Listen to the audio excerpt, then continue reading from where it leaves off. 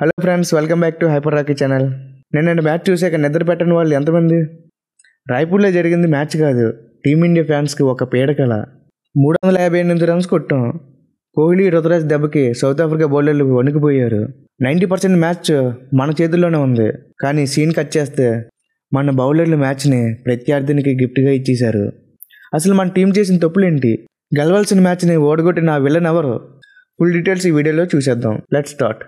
ముందుగా టాస్ ఓడి బ్యాటింగ్ చేసిన India south Africa బౌలర్లను ఓచకోత కోసింది. Starting లో స్లోగా ఉన్న తర్వాత మన బ్యాటర్లు షో మొదలు పెట్టారు. ముఖ్యంగా మన రన్ మెషిన్ విరాట్ కోహ్లీ 102, మరి క్లాసిక్ ప్లేయర్ రుతురాజ్ గైక్వాడ్ 105 ఇద్దరు పోటీ పడి సెంచరీలు బాదారు. కోహ్లీ ఈజ్ బ్యాక్ అని చెప్పడానికి ఈ ఇన్నింగ్స్ ఒక పర్ఫెక్ట్ ఎగ్జాంపుల్. వాళ్ళిద్దరూ ఆడుతుంటే సౌత్ ఆఫ్రికా బౌలర్లకు మైండ్ బ్లాక్ అయిపోయింది. చివరిలో కెప్టెన్ కేఎల్ రాహుల్ 66 కూడా తన స్టైల్లో ఫినిషింగ్ టచ్ ఇవ్వడంతో ఇండియా 50 ఓవర్లో 358 పరుగులు భారీ స్కోర్ ని సెట్ చేసింది. ఇక్కడ వరకు అంతా సూపర్. ఫ్యాన్స్ అంతా ఈ రోజు గెలుపు మందా అని ఫిక్స్ అయిపోయారు. కానీ పిక్చర్ ఇంకా మిగిలి ఉంది ఫ్రెండ్స్. 359 పరుగులు టార్గెట్ తో దిగిన సౌత్ ఆఫ్రికాకి స్టార్టింగ్ లోనే హర్షదీప్ షాక్ ఇచ్చాడు. ప్రమాదకరమైన డికాక్ స్కోర్ 8. తనని త్వరగానే పవిలియన్ కి చేర్చాడు. అక్కడి నుంచి మొదలైంది అసలు పోరాటం. కెప్టెన్ మార్క్రమ్ బహుమతి కలిసి ఇన్నింగ్స్ ని బిల్డ్ చేశాడు. ముఖ్యంగా మార్క్రమ్ స్కోర్ 110. ఆడిన ఇన్నింగ్స్ అద్భుతం. మన బౌలర్లను ఎదుర్కొంటూ కౌంటర్ అటాక్ చేశాడు. ఒకవైపు వికెట్లు పడుతున్నా తన మాత్రం తగ్గేదిలే అన్నట్లు ఆడి సెంచరీ పూర్తి చేసుకున్నాడు. అయితే మ్యాచ్ సౌత్ ఆఫ్రికా వైపు తిరగడానికి ప్రధాన కారణం మన బౌలింగ్ మరియు ఫీల్డింగ్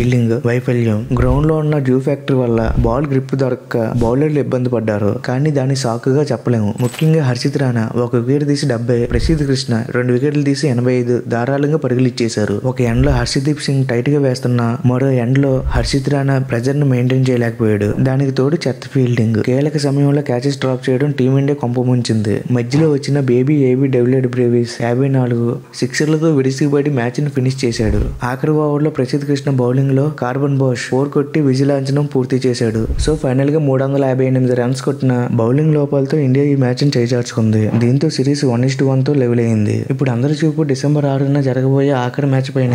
అది మన తెలుగు గడ్డ వైజాగ్ లో జరగనుంది. అది సిరీస్ డిసైడర్. మరి వైజాగ్ లో అయినా మన బౌలర్స్ కంబ్యాక్ ఇస్తారా? సిరీస్ కప్ని ఇండియా కొడుతుందా? మీ ఒపీనియన్ కింద కామెంట్ చేయండి. ఈ వీడియో నచ్చితే లైక్ చేయండి, షేర్ చేయండి. మరిన్ని ఇంట్రెస్టింగ్ క్రికెట్ అప్డేట్స్ కోసం మన ఛానల్ ఇప్పుడే సబ్స్క్రైబ్ చేసుకోండి. Bye guys.